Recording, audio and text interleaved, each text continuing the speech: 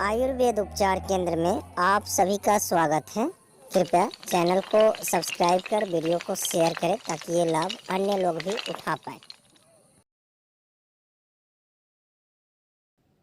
नमस्कार, आयुर्वेद उपचार केंद्र में आप सभी का स्वागत है।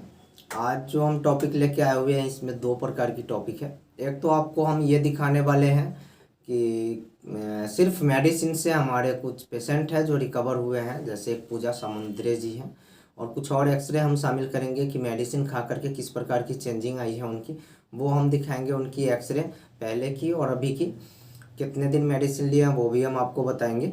और दूसरी क्या है कि आज जो हम चर्चा करने वाले एंकोलॉजिंग सर्वाइकल की मेडिसिन पे चर्चा करने वाले हैं, सर्वाइकल होने की कारण बताने वाले हैं। और दोस्तों, मैं आप लोग से क्षमा चाहूँगा। सबसे पहली बात यह है कि मैं काफ़ी दिनों से आप लोग के बीच में नहीं आ पा रहा था। एक्चुअली क्या है कि हमें अपनी एक लाइसेंस इशू करने में फंडा था, और बहुत जल्द ही आप लोग के लिए हमारी हॉस्पिटल में थेरेपी वगैरह की सुविधा निःशुल्क होने वाली है। और दूसरी कंडीशन क्या है कि एक्चुअली कुछ डॉक्टर्स लोग बदनाम करने के लिए, क्योंकि उनकी बिजनेस चौपट हो रही है, तो उन्होंने इस प्रकार की बातें उठाई कि भाई मेडिसिन से कुछ नहीं होता है। बहुत से प्रकार की बातें उठी है। तो एक्चुअली इसी संदर्भ में हम आप लोग के बीच में ये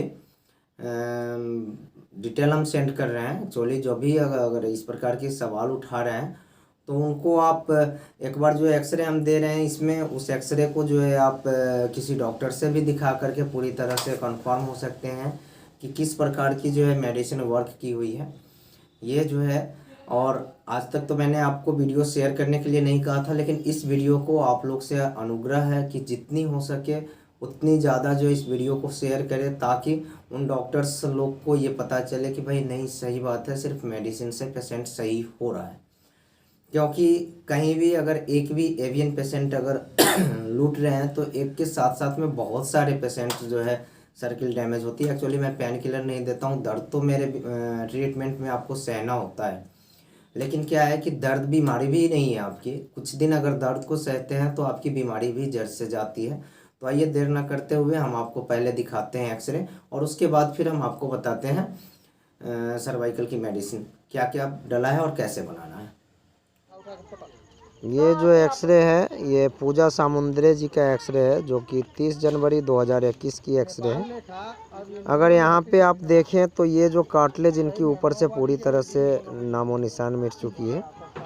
सिर्फ ये हेड बच चुका है, और ये स्पेस जो है पूरा काफ़ी बढ़ा हुआ है। अगर इस साइड में भी कंडीशन की बात करी जाए तो यहाँ कार्टिलेज अभी बची हुई है थोड़ा, लेकिन स्पेस इसमें भी काफ़ी बढ़ा हुआ है। और मात्र ये हमारे यहाँ से अभी आज तक इन्होंने बताया कि 1.5 महीने से हम मेडिसिन ले रहे हैं, और 1.5 महीने के बाद की जो इनकी सिचुएशन है ये आज की डेट की है, यानी 16/4/2021 की एक्सरे है। अगर आप यहाँ देखें तो 16/4/2021 की है। और यहाँ की अगर हम राइट की कंडीशन की बात करें तो ये कार्टिलेज इनकी पूरी सेफ और पूरा क्योरली बन के आया हुआ है। ये जो नोच आप देख रहे हैं एक्चुअली नॉर्मल कार्टिलेज में ऐसी होती है। थोड़ी सी प्रॉब्लम क्या है, यहाँ वेन इनकी अभी थोड़ा क्योर नहीं हुआ है, बस ये थोड़ी सी मात्र यहाँ पे बची हुई है। और अगर बात करी जाए लेफ़्ट साइड की तो आप देख सकते हैं यहाँ से जो इनकी कार्टिलेज पूरी नई बनी हुई है, सो स्पष्ट यहाँ से पता चल रहा है। और ये भी इनकी लेफ़्ट साइड की पूरी तरह से क्योरली हो चुका है। थोड़ा सा इनका जो है डाउन साइड में सॉकेट से कार्टिलेज सटा हुआ है। और ये कंडीशन ये दोनों पैर में है, लेफ़्ट एंड राइट दोनों में सॉकेट से थोड़ा सटा हुआ है, कार्टिलेज अटैच है। बाकी इनकी कंडीशन पूरा तरह से क्योर हो चुका है, और ये मुश्किल से 1 महीने से 2 महीने मेडिसिन इनको खानी होगी अब। धन्यवाद। ये एक्सरे जितेंद्र विकी दिल्ली से उनका है, और ये नवंबर 2020 की उनकी पुरानी एक्सरे है। अगर यहाँ पे आप देखा जाए तो इनकी जो यहाँ से कार्टिलेज कटी हुई है, और ये कार्टिलेज कटी हुई है इनकी, और नीचे डाउन साइड में भी कार्टिलेज इनकी जो है थोड़ी कटी हुई है, और यहाँ से भी कार्टिलेज पेल्विस से सटा हुआ है, आप देख सकते हैं। और उसके बाद में अगर बात करी जाए न्यू एक्सरे की, जो इन्होंने मेडिसिन 2 महीने शायद लिए हैं अभी तक, तो 2 महीने मेडिसिन लेने के बाद में आप देख सकते हैं कि इनकी जो कार्टिलेज है वो पूरा तरह से यहाँ जो कटी हुई थी साइड से चंद्राकार में वो बन चुका है और नीचे भी पूरी बन चुकी है। यहाँ से भी कार्टिलेज इनका राउंड लेना शुरू हो चुका है, बन चुका है, राउंड ले रहा है और नीचे से भी छोड़ना शुरू हो चुका है पेल्विस का पॉइंट। तो इस प्रकार की चेंजिंग आई है मात्र 2 महीने की मेडिसिन में। इनको पूरा जूम करके मैं आपको दिखा रहा हूँ, देखें, या किसी भी डॉक्टर्स को आप इस एक्सरे को दिखा करके पूछ सकते हैं। दोनों एक्सरे हैं, क्योंकि एक्चुअली मेडिसिन जो हम खिलाते हैं रिकवर मेडिसिन से होती है और पूरा तरह से पेशेंट लोग सही होता है। इसमें कहीं से ये नहीं है लोग अफवाह उड़ाया हुआ है, अफवाह पे ध्यान न दें। अब आइए हम चर्चा करते हैं स्पॉन्डिलाइटिस एंकालॉजी क्या है, कैसे होता है और इसकी निदान क्या है। तो स्पॉन्डिलाइटिस को ही अर्थराइटिस भी कहा जाता है, स्पॉन्डिलो अर्थराइटिस कहा जाता है। ये एक गठिया प्रजाति की बीमारी होती है और एक्चुअली ये जो है हमारे रीढ़ की हड्डी में स्पाइन में होता है। और इसमें भी क्या है कि स्पाइन की जो हमारी चिकनी कंडीशंस जो कार्टिलेज होती है वो हमारा क्षति हो जाता है और अन्य जोड़ को भी प्रभावित कर सकता है, जैसे गर्दन वगैरह को, शोल्डर वगैरह को भी ये प्रभावित करता है। जब अगर स्पॉन्डिलाइटिस पुरानी होती है तो उसके बाद में हमारी हिप वगैरह भी जो है प्रभावित हो जाता है, इससे नी वगैरह सारी जॉइंट्स जो है इससे प्रभावित होने शुरू हो जाता है। और एक्चुअली जब भी अगर आपके शरीर में स्पॉन्डिलाइटिस स्टार्टिंग टाइम में अगर आता है तो उस टाइम आपको कुछ प्रकार की जो है जैसे सीने में जलन, सीने में दर्द, रीढ़ को में दर्द, अगर हम शरीर को झुकाते हैं तो झुकने में कष्ट, मोड़ने में कष्ट, इस प्रकार की कंडीशन आपको आती है तो विशेष करके स्पाइन की एक्सरे वगैरह ज़रूर करवा के देख लेना चाहिए।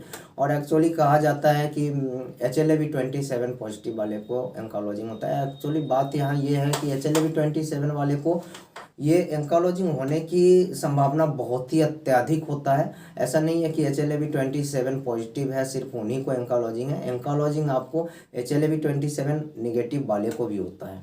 ये ज़रूरी नहीं है कि सिर्फ HLA-B27 जिनकी पॉजिटिव है उनके अंदर ही होता है। अभी तक तो एलोपैथ में इसकी कोई निदान नहीं है और एक ही सिर्फ सर्जरी निदान है। और सर्जरी के बाद भी बहुत सारे पेशेंट्स हैं जो कि मिले हैं और उनकी जो है कंडीशन सही नहीं हुई है। तो हम आपका समय ज़्यादा नहीं लेंगे क्योंकि वीडियो काफ़ी लंबी हो जाएगी, तो हम सीधा चलते हैं चर्चा करने अब आपकी मेडिसिन पे कि क्या क्या इसमें हमें डालना है और कैसे बनाना है।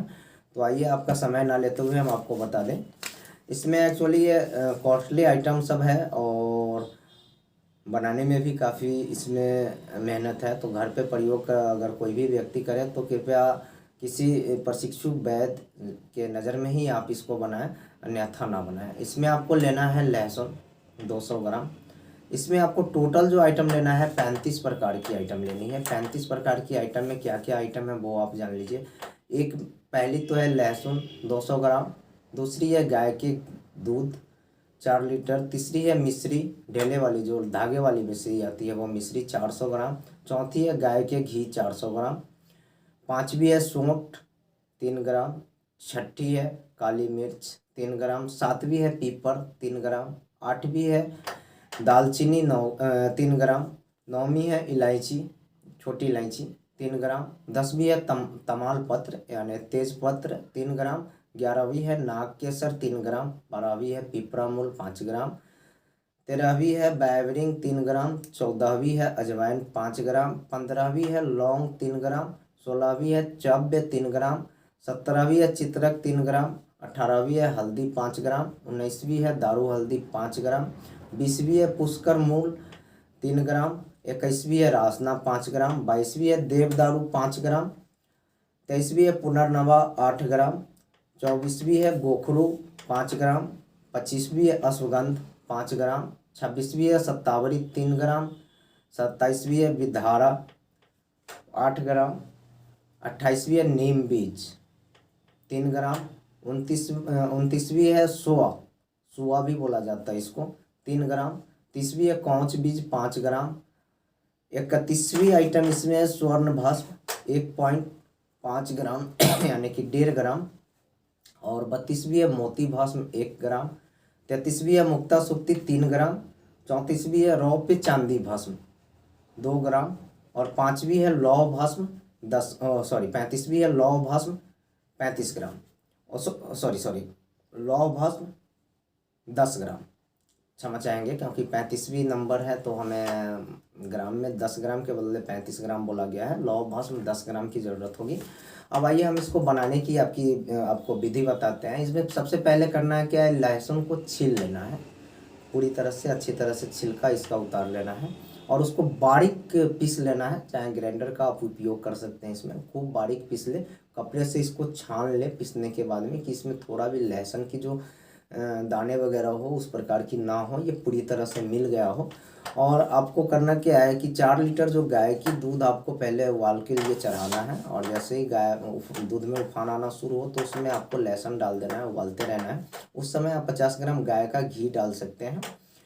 उसके बाद में जब खूब अच्छी तरह से उबलना शुरू हो जाए तो उसमें आप मिश्री 400 ग्राम जो धागे वाली मिश्री है बारीक पाउडर बना करके उसमें डाल दें।